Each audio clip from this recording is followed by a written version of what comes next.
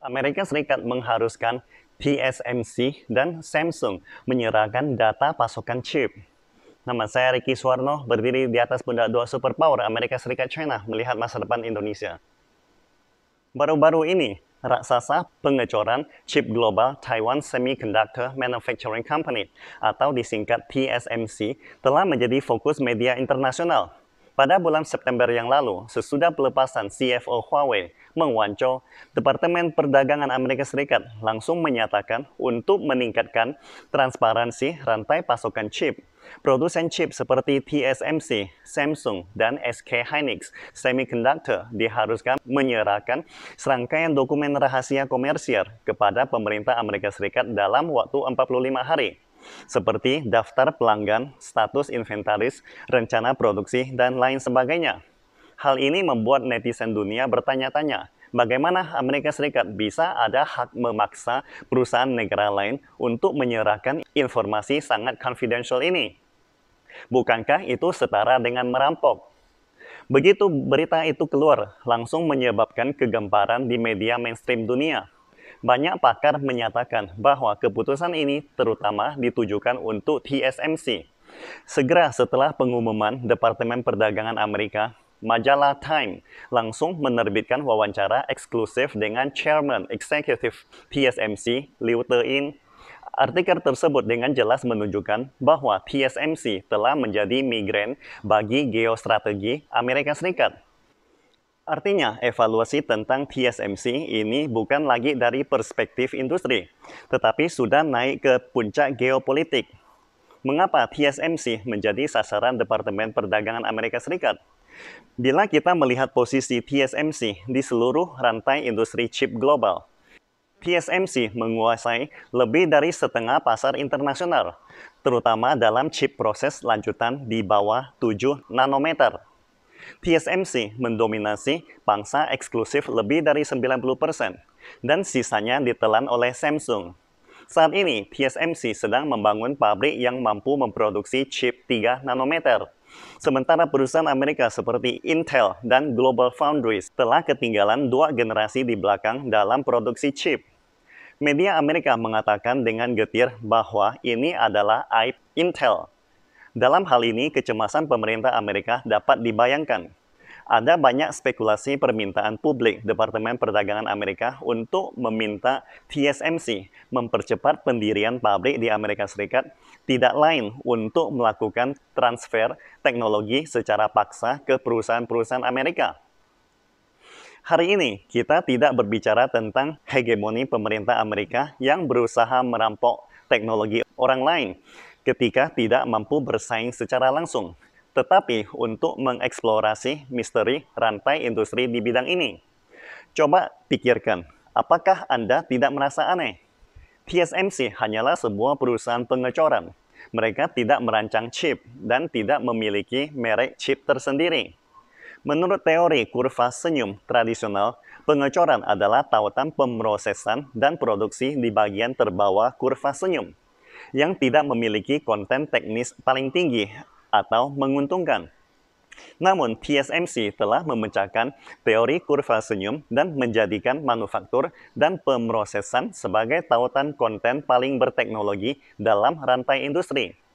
Teori kurva senyum memiliki arti dari produksi OEM murni hingga secara bertahap menumbuhkan kemampuan produksi dan penelitian dan pengembangannya tersendiri, dan terus meningkatkan konten teknis dari proses manufaktur sampai akhirnya mendominasi hak berbicara dalam distribusi nilai rantai industri. Menurut Time Magazine pada tahun 1980-an, perusahaan chip Amerika bersaing ketat dengan Jepang. Untuk meningkatkan daya saing mereka, perusahaan chip Amerika mulai mencari outsourcing produksi. Pada saat itu, Chang Chung-mo, pendiri TSMC, telah meramalkan bahwa akan ada pembagian kerja horizontal skala besar di industri chip di masa depan, yaitu pemisahan desain dan produksi. Selain itu, sebagian besar perusahaan chip akan memilih untuk merancang, karena pada umumnya pengecoran dianggap tidak memiliki konten teknis tinggi. Chang Chung-mo segera mengambil kesempatan untuk mendirikan TSMC. Mengapa ada orang dapat melihat tren begitu awal?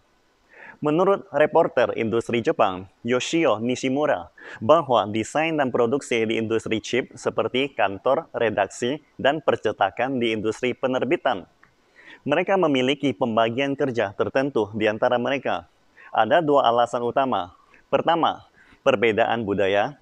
Departemen editorial dan percetakan membutuhkan struktur organisasi dan budaya perusahaan yang sama sekali berbeda. Kedua, adalah perbedaan faktor produksi. Departemen editorial adalah pengetahuan intensif, sedangkan pabrik percetakan adalah tipe padat modal. Peralatan percetakan skala besar sangatlah mahal. Jika setiap penerbit harus memiliki pabrik percetakan sendiri, maka kecepatan pengeditan dan penerbitan buku tidak akan dapat mengimbangi kecepatan percetakan, yang akhirnya menyebabkan peralatan percetakan menganggur dan menghabiskan banyak uang.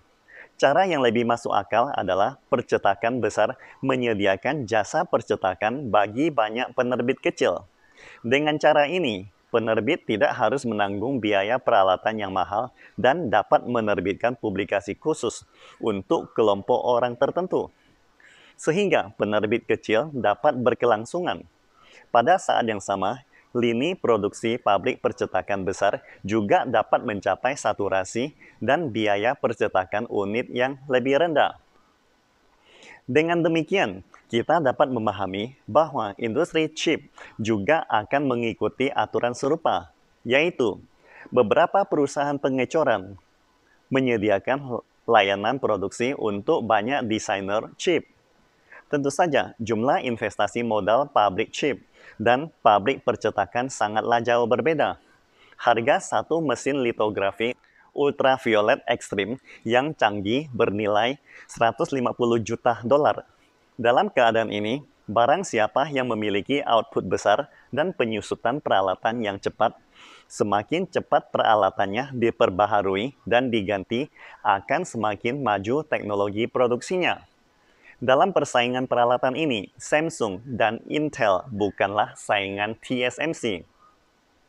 Yang lebih penting lagi, karena perusahaan pengecoran membuka antarmuka untuk perusahaan desain yang berbeda. Antarmuka teknis dari perusahaan pengecoran terkemuka telah menjadi standar industri de facto, sehingga menempati kedudukan teratas sebagai pemimpin industri.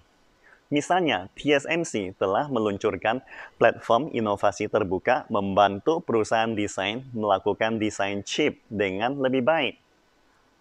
Jadi, siapa bilang perusahaan pengecoran harus berada di ujung bawah rantai industri?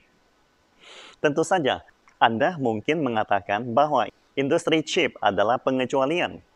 Maka, Ricky akan memberikan contoh lain di industri pakaian, seperti Shenzhou International di Ningbo, Zhejiang. Ini adalah perusahaan OEM pakaian terbesar di dunia yang bekerja untuk merek besar seperti Uniqlo, Nike, dan Adidas. Tetapi profitabilitasnya lebih kuat daripada pelanggan terkenal ini. Margin laba bersih Shenzhou International lebih dari 20% sepanjang tahun, 2 kali lipat dari laba Nike. Meskipun industrinya berbeda, Shenzhou International seperti TSMC secara bertahap mengembangkan kemampuan produksi dan R&D-nya sendiri. Dari produksi OEM sederhana, terus meningkatkan konten teknis dari proses manufaktur, sehingga menikmati wacana yang lebih besar dalam distribusi nilai rantai industri.